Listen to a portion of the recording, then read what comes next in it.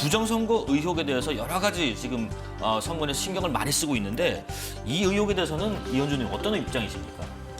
저는 그 의혹에 대해서는 근거가 없다 이렇게 생각을 합니다. 예. 다만 우리 국민들 유권자들이 이제 자꾸 의문을 제기하고 자꾸 이제 거기에 대해서 사실은 걱정을 하고 하시면 그 점에 대해서 선관위가 지금처럼 저렇게 투명하게 모든 걸 공개하고 하는 것은 상당히 바람직하다. 그래서 우리가 이제 결국에는 주권자는 국민이지 않습니까? 네. 그래서 그런 문제 제기들에 대해서는 귀를 열고 잘 듣고 그 점 문제 제기하는 부분들 중에서 일리가 있는 부분들은 이 의혹들이 다 해소될 수 있도록 하나하나 절차를 투명하게 공개하는 것은 저는 필요하다고 생각합니다. 네네. 굉장히 지금 신경 많이 쓰고 있다고 하거든요, 선관위에서도요. 어떻게 생각하십니까? 네, 제가 행안위 위원할 때 김용빈 사무총장님을 많이 혼내드렸습니다. 네네. 사실 스톱 더 스틸이라는 책이 베스트셀러가 될 만큼 그 우리나라 선거제도에 대해서 국민적인 그 불안감, 불신이 있었던 게 사실이죠. 그래서 저희 당에서는 선관위에 대해서 특별 감찰관 제도를 한다든지 선관위 사무총장을 국회 청문회에서 세워서 검증한다든지 그리고 법관이 선관위원장을 맡는 거는 안 맞는 것 같습니다. 상권 분립상 그걸 안 한다든지 그래서 그런 제도적인 보완을 해야 된다고 생각을 합니다. 네. 특히 지난번에 감사원에서 선관위를 감찰을 했는데 이렇게 두꺼운 600페이지 정도의 페이지가 나왔는데 그것을 인정하려고 하지 않다가 저희가 그거를 받아들이라고 해서 다 조치를 했는데 굉장히 그 선관위 내에서 부정부패한 상황이라든지 인사에 대해서 이렇게 자기 자녀들을 채용한다든지 이런 게 많이 드러났지 않습니까? 네네. 그래서 그런 거는 좀 개선을 해야 되겠다. 특히 부정선거 관련해서는 지난번 코로나 때 소쿠리 선거라든지 투표라든지 그리고 뭐 라면 박스 뭐 이런 거는 안 되지 않습니까? 네네. 그래서 이번에 24시간 개표소별로 투명하게 계속 발표를 1시간마다 하고 네.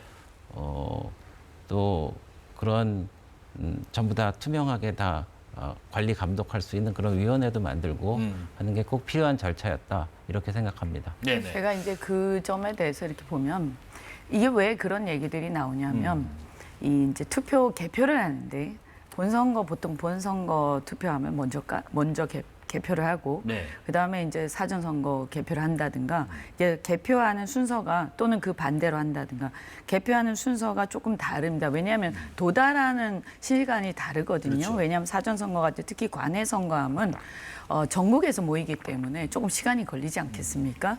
그러다 보니까 이게 이제 개표를 하는 과정에서 보면 이 어떤 성향들이 조금 있습니다. 그러니까 대개가 그 전까지는 요즘에는 많이 완화됐습니다만 처음에는 아무래도 민주당을 지지하시는 분들이 특히 관내 투표하시는 분들이 많이 있었어요. 그 왜 그러냐면 제가 이렇게 생각을 해보면 이 직장인들 네. 그러니까 30대, 40대, 50대에 사회생활 하시는 직장인들 그 연령대들이 민주당 지지층이 좀 많은 게 사실이거든요. 예. 우리가 여론조사를 해도 그렇고요.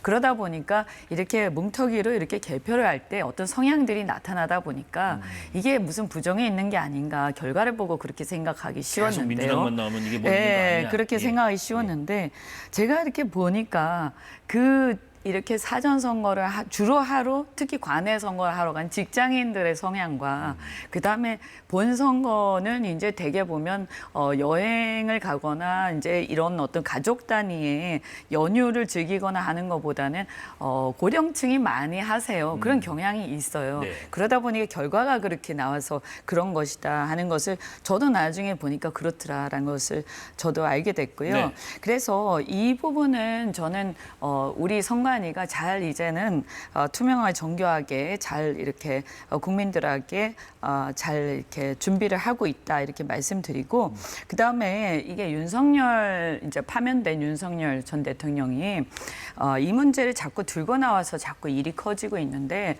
그래서 굉장히 바람직하지 않은 게 사실은 이분이 이 대통령이 당선이 됐을 때는 아무 문제 제기를 안 하셨어요. 그래서 사실은 왜 자기가 당선됐을 때는 아무 문제 제기를 안 하시고 그다음에 또 그 이후에 총선 때도 별 얘기 안 하시다가 최근 들어서 이제 파면될 때쯤 돼가지고 이걸 얘기하는 걸 보면 저는 개인적으로 이 부정선거론을 믿는 어떤 일련의 어떤 응집된 집단이 있습니다. 이 몇 %인지는 모르겠지만 예. 이 집단을 자신의 어떤 아주 강력한 지지층으로 계속 끌고 가기 위해서 파면된 이후에도 약간 이런 의도가 있는 게 아니냐. 굉장히 바람직하지 않다.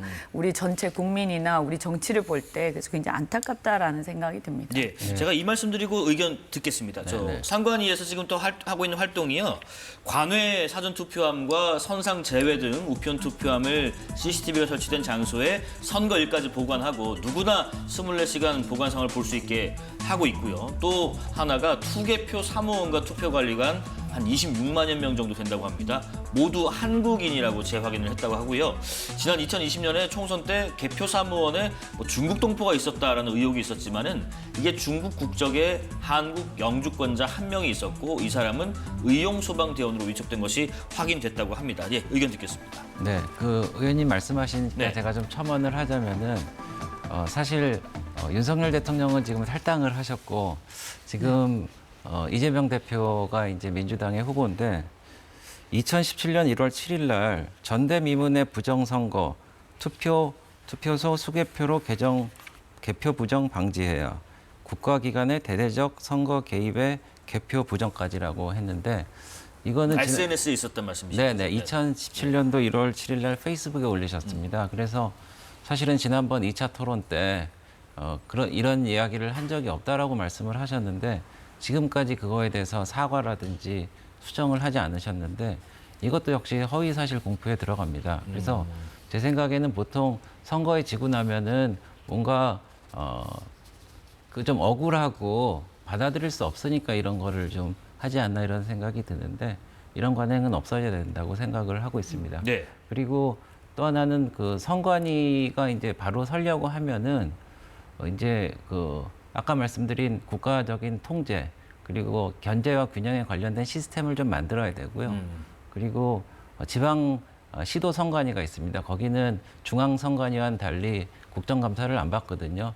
사실 그 조달청이랄지 국세청 뭐 이런 지방 행정기관들은 국정감사를 받는데 네네. 시도 선관위는 안 받아요. 그래서 그런 것도 좀 개선해서 이 풀뿌리부터 좀 바로 잡아야 되지 않나 그런 네. 생각도 해봅니다. 뭐 저도 예. 전적으로 공감하고 저는 예전부터 계속해서 줄기차게 국민들이 문제를 제기하면 그거는 주권자의 의사이기 때문에 우리가 아무리 그 문제가 없다고 하더라도 네. 하나하나 확인해 드리고 그 점을 개선하기 위해서 끊임없이 노력하는 게 응당타당하다고 저는 생각합니다. 예, 알겠습니다. 그렇게 하고 있어서 다행이라고 생각하고요. 네. 네.